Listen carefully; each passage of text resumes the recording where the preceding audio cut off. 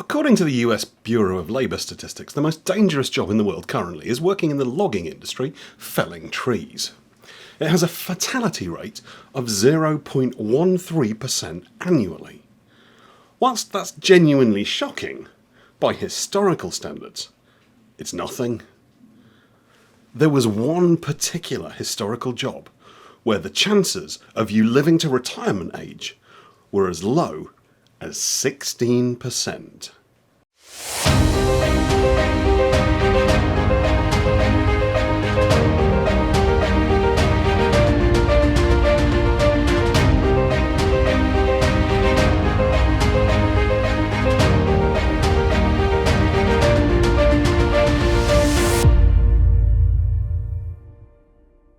Throughout history, there have been a huge array of truly terrifying jobs. Jobs where the chances of you dying were, at least by modern standards, unacceptably high.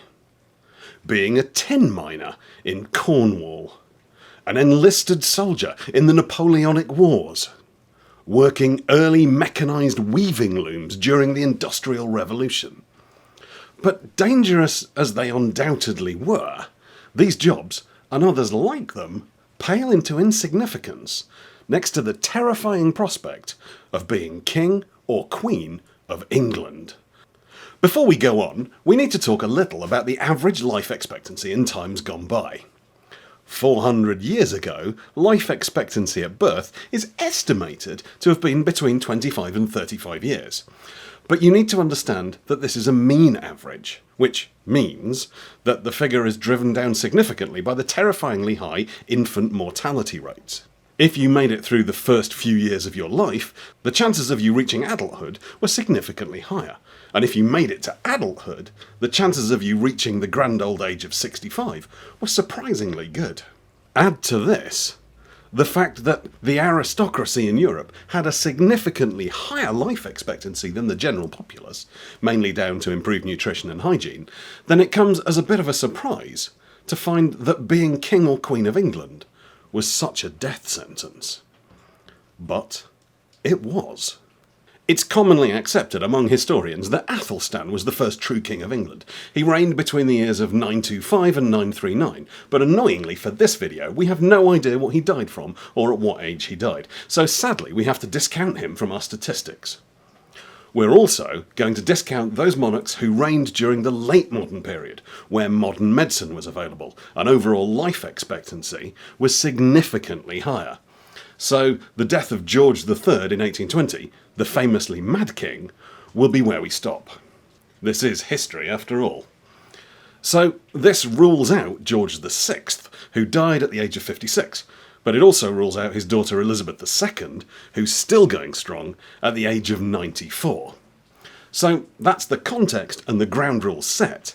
Let's take a look at the actual numbers. Starting with Edmund, who was crowned in 939 AD, and finishing with George III, who died in 1820, we have 42 kings, 4 queens, and 2 non-royal heads of state, who I included for the sake of completeness. Out of those 48 people, 10 were deliberately murdered, such as Edmund himself, and William Rufus, who died in a tragic and completely unavoidable hunting accident. 2 were officially executed. Those were Lady Jane Grey, whose inclusion in this list is admittedly a little controversial, and Charles I, who took time out of his favourite hobby of doing whatever he wanted to, because God said he could, to have his head chopped off in January 1649. That gives us 21% of our monarchs who were deliberately and specifically killed. Then we have those who died in battle.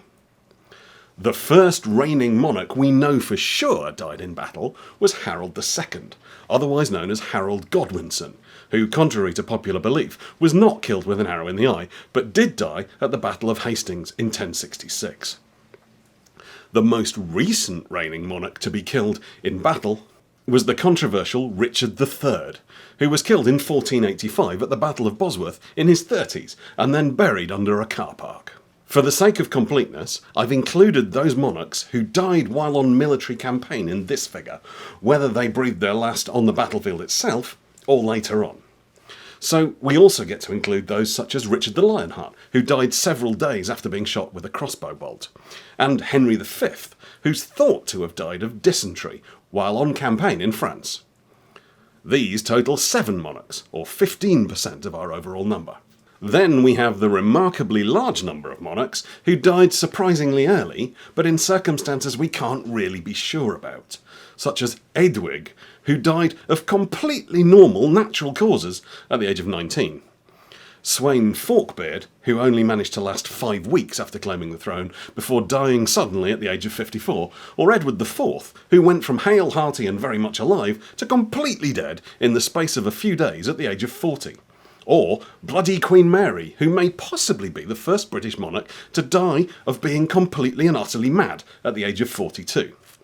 This list has some of the least convincing deaths you'll ever come across, but as no accurate records were kept, and even those that were documented by contemporary chroniclers are unlikely to meet the somewhat more rigorous standards of today's medical science, all we can really do is accept that they died young, but admit we don't know why. They total 22 monarchs, or heads of state, which is 46% of the total. This only leaves 8 that lived past the age of 60. And let's face it, 1 or 2 of them clearly did not live to their natural age. Henry I died at the ripe old age of 66, apparently from a surfeit of lampreys, an eel-like fish that was considered a delicacy. It still is in many places, and yet oddly, no one else has ever died of eating a surfeit of them.